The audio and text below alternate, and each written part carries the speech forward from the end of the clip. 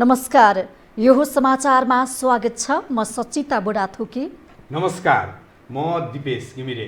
सुरु गरौँ अहिलेसम्मका प्रमुख समाचारबाट।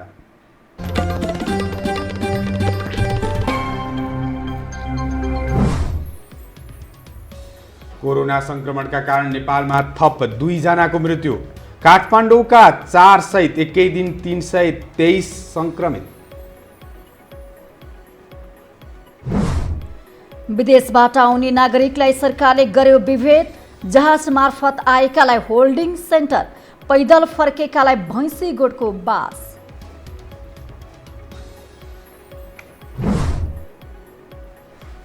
बजेटमा पुरानै प्रवृत्ति दोहोरिएको सांसदहरूको टिप्पणी।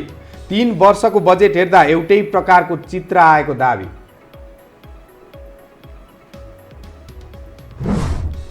हायत होटलको कब्जामा रहेको 150 रोपनी जग्गा फिर्ता लिने प्रक्रियामा तारागाउँ। लिज सम्झौता भङ्ग गर्ने तयारी।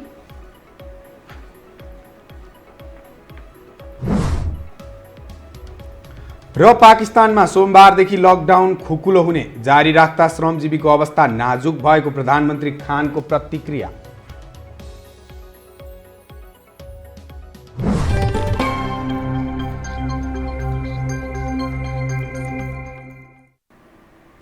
अब समाचार विस्तारमा। कोरोना भाइरस संक्रमणबाट नेपालमा थप 2 जनाको मृत्यु भएको छ। डोल्पा जगदुल्ला गाउँपालिकाका 58 वर्षीय पुरुष र धनगढी 4 55 वर्षीय महिलाको मृत्यु भएको हो। यससँगै नेपालमा कोरोना संक्रमणका कारण मृत्यु हुनेको संख्या 13 पुगेको छ। 2 जना थप गरी कुल देशभर मृत्यु भएका केसहरू, जसमा कोभिड-19 पोजिटिभ PCR विधिबाट गर्दा संख्या 13 पुगेको छ। मन्त्रालयका अनुसार पछिल्लो 24 घण्टामा 323 जनामा कोरोना भाइरसको संक्रमण फेला परेको छ। यससँगै कुल संक्रमितको संख्या 3235 पुगेको छ, जसमध्ये 3003 पुरुष र 232 जना रहेका छन्। प्रवक्ता देवकोटाका अनुसार पछिल्लो 24 घण्टामा 32 जना निको भएर घर फर्किएका छन्। पछिल्लो अपडेटमा 323 जना, उहाँहरूमध्ये 286 जना पुरुष र 37 जना महिला। जम्मा देशभरका संक्रमितहरूको कुल संख्या 3235 पुगेको छ। अहिलेसम्म कोरोना भाइरसको आशंकामा कुल 92,477 PCR परीक्षण भएको छ। यस्तै 1,37,435 RDT परीक्षण भएको छ। देशभर 1,68,031 जना क्वारेन्टाइनमा रहेका छन्। यस्तै देशमा 2,857 जना संक्रमितको आइसोलेसनमा उपचार भइराखेको छ। सरकारले शुक्रबार म्यानमार र युएईबाट फर्किएका नागरिकलाई व्यवस्थित होल्डिङ सेन्टरमा राखेपछि नागरिकमाथि विभेद भएको टिप्पणी हुन थालेको छ। भारतबाट फर्किनेलाई अव्यवस्थित गोठमा राख्ने अनि जहाजबाट फर्किने नागरिकलाई सुविधा सम्पन्न होल्डिङमा राखेको भन्दै सर्वसाधारणले सरकारको आलोचना गरेका हुन्। एक रिपोर्ट।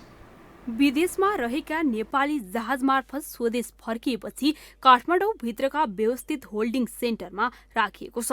शुक्रबार म्यानमार र युएईबाट फर्किएका 200 भन्दा बढी नागरिकलाई व्यवस्थित क्वारेन्टाइनमा राखेर परीक्षण सुरु गरेपछि सरकारको आलोचना भएको छ। भारतबाट पैदल हिँडेर वा यातायातको माध्यमबाट फर्किएका नागरिकलाई भैँसी गोठमा राखेर विभेदपूर्ण व्यवहार गरेको नागरिकको गुनासो छ।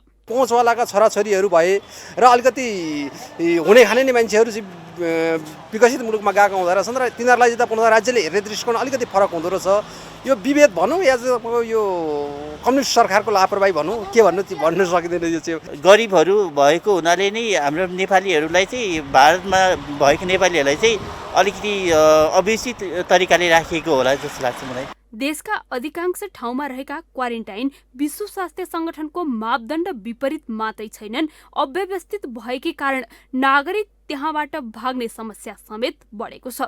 कोरोना नियन्त्रण र रोकथामका लागि हालसम्म 10 अर्ब रकम खर्च हुँदा समेत नागरिकका लागि व्यवस्थित क्वारेन्टाइन नबनेको भन्दै संसदमा समेत विरोध हुँदै आएको छ।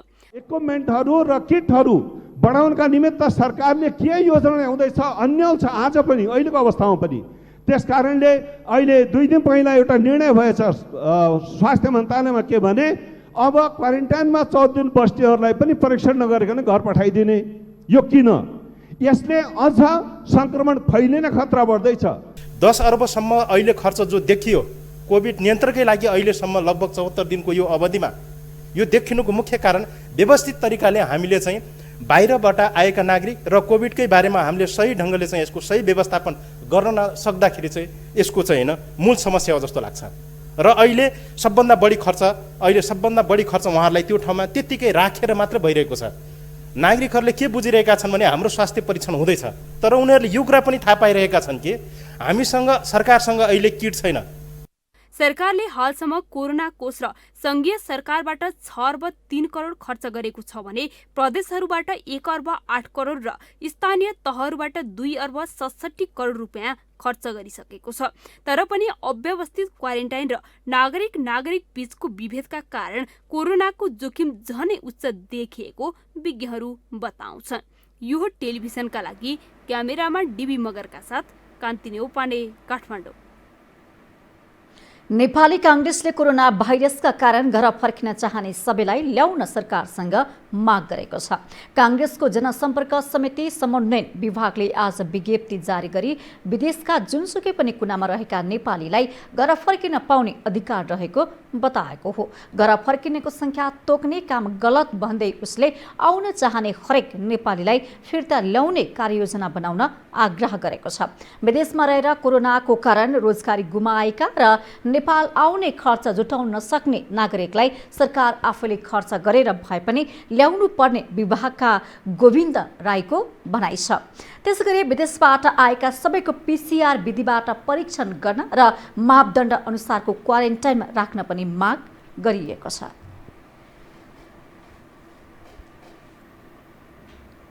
अब बाँकी समाचार।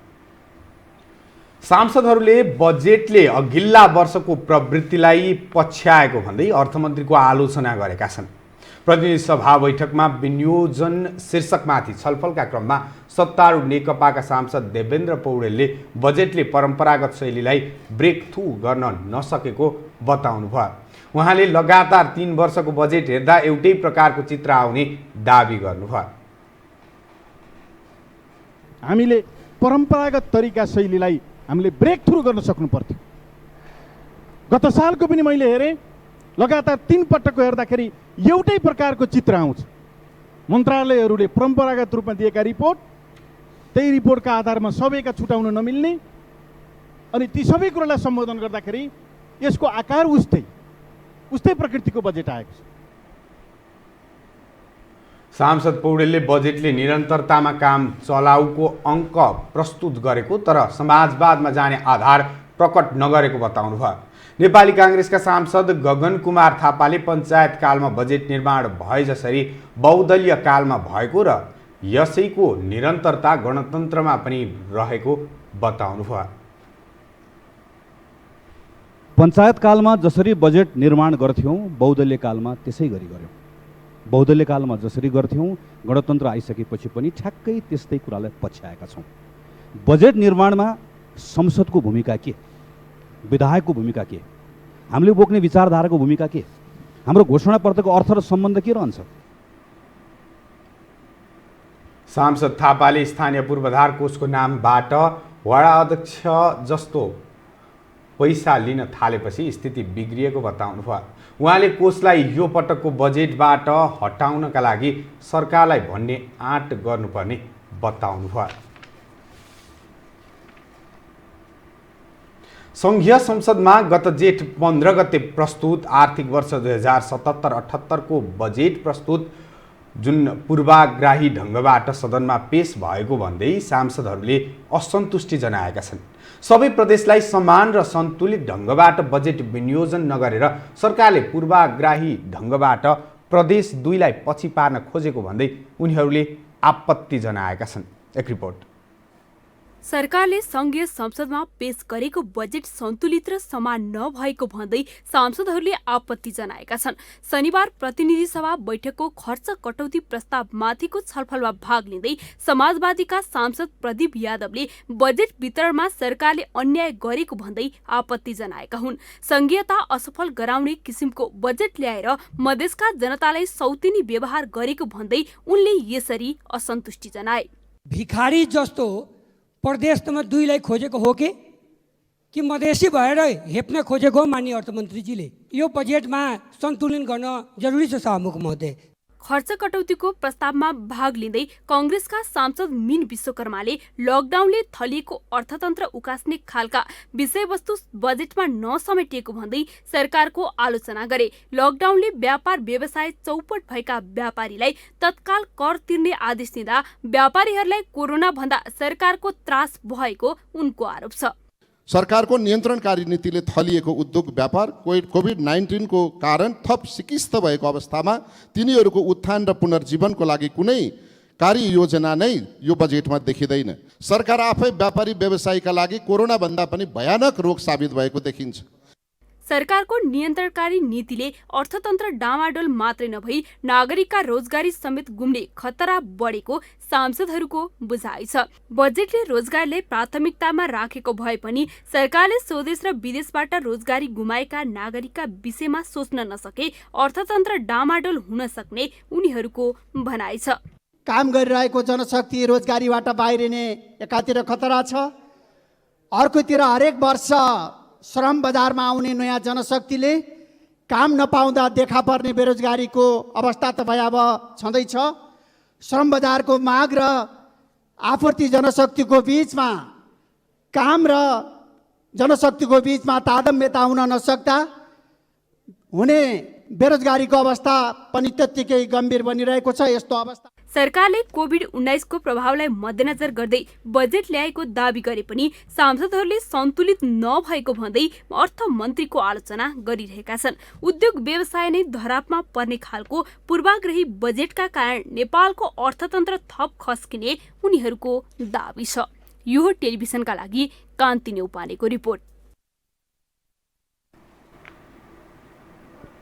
हामीसँग समाचार अझै बाँकी छन्, अहिलेलाई विश्राम।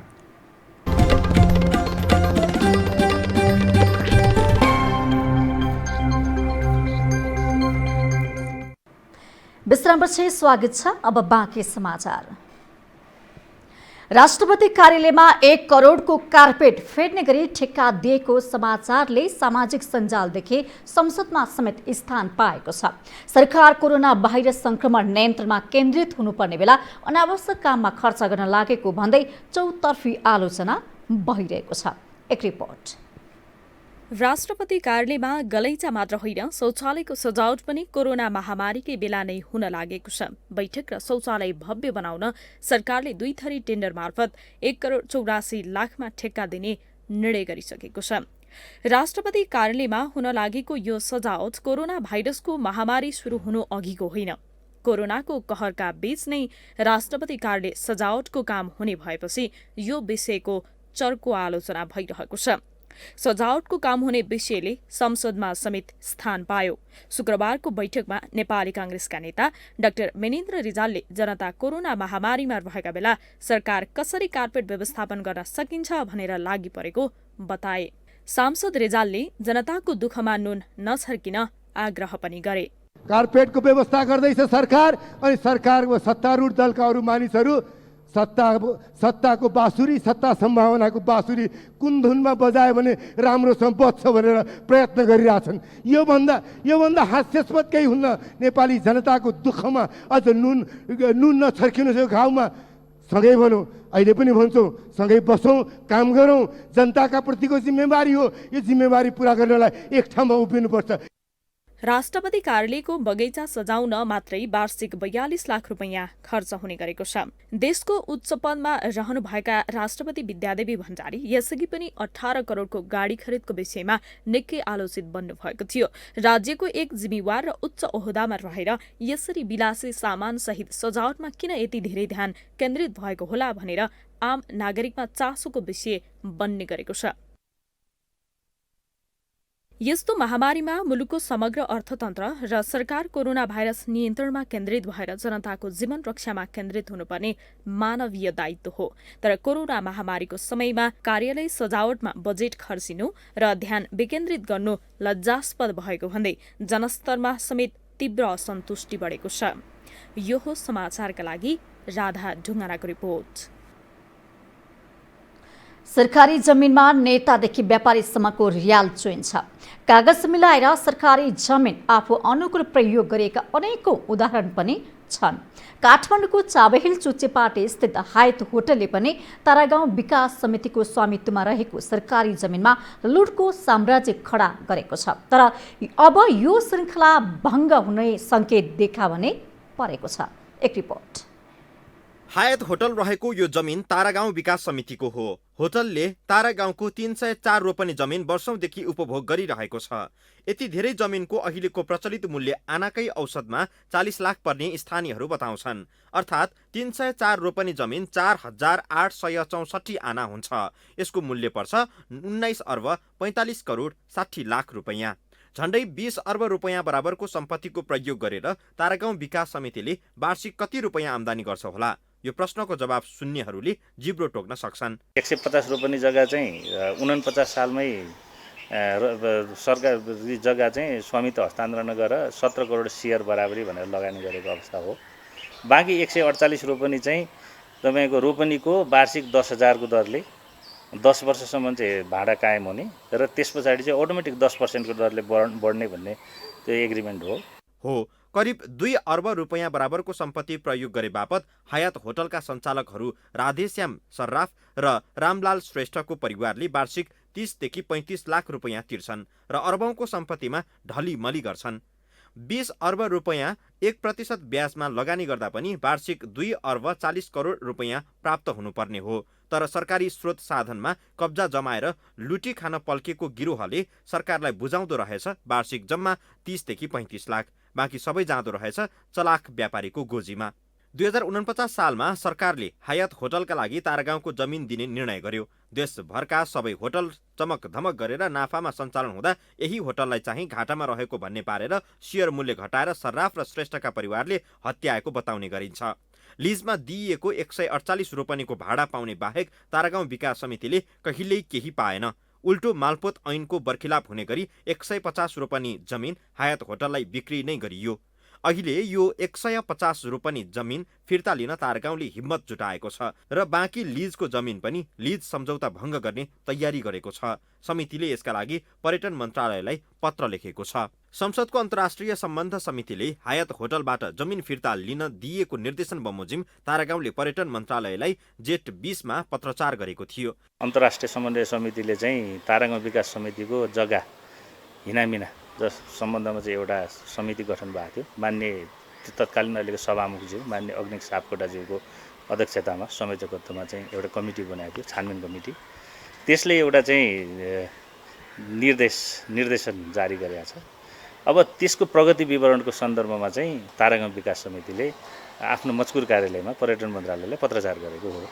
तारागाउँ रिजेन्सी होटल लिमिटेड सार्वजनिक निजी साझेदारी अवधारणामा सञ्चालन भएको थियो। तर यसको लाभ सञ्चालक समितिमा रहेका निजी प्रवर्तकहरूले मात्रै वर्षौंदेखि लिइरहँदा सम्झौता विवादमा परेको छ। क्यामेरामा डीबी मगरको साथमा सम्वेक बस्नेत, काठमाडौँ।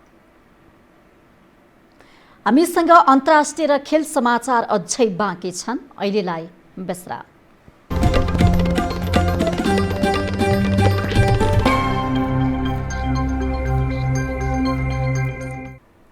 विश्रामपछि स्वागत छ। अब पालो अन्तर्राष्ट्रिय समाचारको।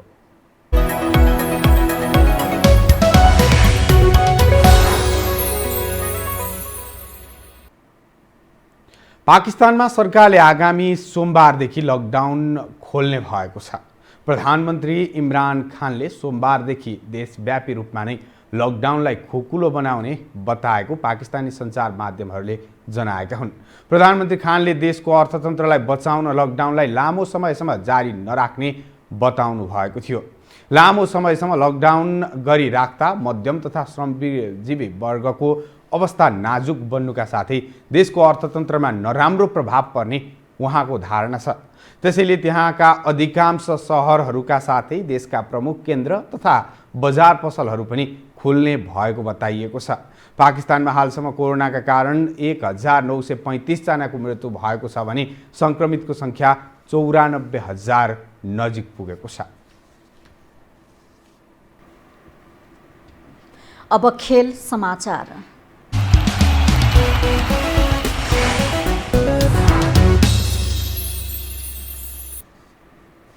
पोर्चुगिज स्टार क्रिस्टियानो रोनाल्डो पहिलो बिलियनियर फुटबलर बनेका छन्। उनी 1 बिलियन कमाउने पहिलो फुटबल खेलाडी बनेका हुन्। फोर्ब्सले जारी गरेको सूचीमा रोनाल्डो सर्वाधिक कमाउने फुटबलरमा यस वर्ष टेनिसका रोजर फेडेरर पछि दोस्रो स्थानमा छन्। फुटबलरतर्फ प्रतिस्पर्धी लियोनल मेसीलाई पछि पार्दै रोनाल्डो अगाडि छन्। रोनाल्डोले गत वर्ष कुल $105 मिलियन कमाई गरेका थिए। फोर्ब्सका अनुसार उनको कुल कमाई 1 बिलियन पुगेको छ। फोर्ब्सले सार्वजनिक गरेको 100 सेलिब्रिटीको सूचीमा काइली जेनर र कान्ये वेस्ट पछि रोनाल्डो तेस्रो स्थानमा छन्। 35 वर्ष रोनाल्डोले 17 वर्षे फुटबल करियरमा खेलबाट मात्रै $650 मिलियन कमाएका छन्। उनको अहिलेको सम्झौताले उनको कुल कमाई 765 मिलियन पुग्ने फोर्ब्सले जनाएको छ। खेल समाचार सँगै हामी यो समाचारको अन्त्यमा आइपुगेका छौं। बिदा हुनुअघि प्रमुख समाचार पुनः एकपटक।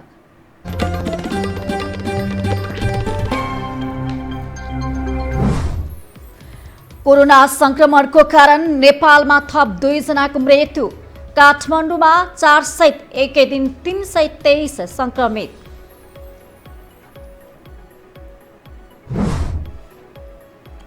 विदेशबाट आउने नागरिकलाई सरकारले गर्यो विभेद। जहाज मार्फत आएकालाई होल्डिङ सेन्टर, पैदल फर्केकालाई भैँसी गोठको बास।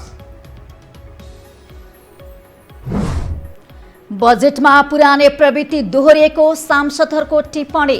3 वर्षको बजेट हेर्दा एउटै प्रकारको चित्र आएको दाबी।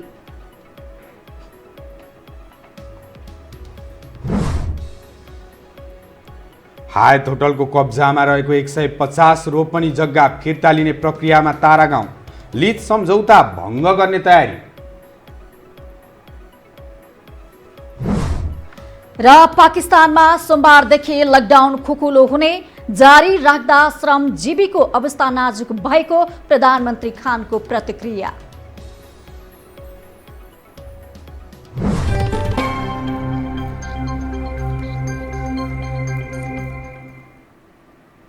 हवस् त यो समाचार अहिलेलाई सकियो। समाचार बुलेटिनका साथै यो टेलिभिजनका सम्पूर्ण कार्यक्रम यो खबर.com, युट्युब र फेसबुकमा पनि पढ्न र हेर्न सक्नुहुनेछ। मोबाइलमा यो टिभी एप डाउनलोड गरी हामीलाई प्रत्यक्ष हेर्न सक्नुहुनेछ। तथ्यसहितको निष्पक्ष समाचारका लागि यो टेलिभिजन हेर्दै गर्नुहोला। नमस्कार।